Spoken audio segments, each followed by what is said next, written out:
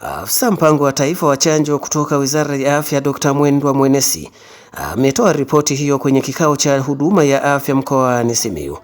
Chanjo hiyo itaanza kutolewa Machi 24 mwaka huu 2026 katika awamu ya kwanza, huku awamu ya pili imepangwa kufanyika mwezi Mei mwaka huu kulingana na ripoti. Hata kama kuna watoto ambao tutakuwa labda hatukuwachanja kwenye hii awamu, basi ile awamu ya pili tutawapitia wote tuwapate. Kwa mikoa hii 7 yote tunategemea kuchanja watoto 6,793,265. Tunatoa chanjo ya sindano na vile tunatoa chanjo ya matone.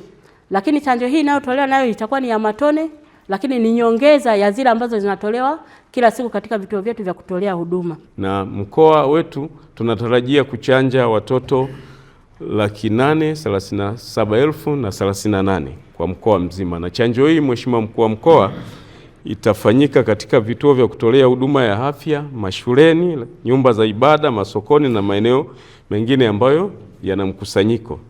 Mkuu wa Mkoa wa Simiyu Anna Mringimacha ametoa wito kwa viongozi wa dini kuwahimiza waumini wao kuhakikisha watoto wanapatiwa chanjo.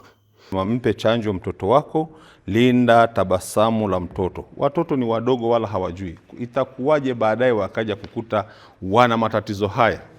Na sisi tuna bahati mbaya. Mtoto akipata ulemavu, na hasa kwa kina mama, kwa kweli ndio wanakuwa wabebaji wa mzigo huu. Mikoa inayolengwa na huduma hiyo ya chanjo dhidi ya watoto walio chini ya umri wa miaka 10 ni Mwanza, Geita, Mara, Shinyanga, Simiyu, Singida na Tabora. Nikiripoti kutoka hapa mkoani Simiyu, Sitatuma, STV. Rafiki, una hakika kuwa application zote kwenye simu yako unazitumia? Fahamu kwamba application ambazo hauzitumii na haujaziondoa kwenye simu yako zinaendelea kutumia data yako bila wewe kujua. Basi fuata hatua zifuatazo ili kuzuia hilo.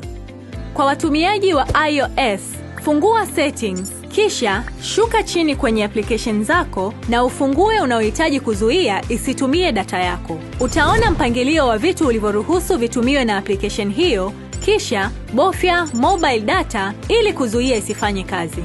Kwa watumiaji wa Android, fungua settings, kisha fungua apps.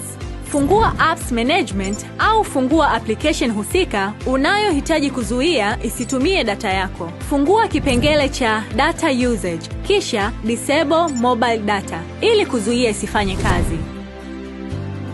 Linda data yako.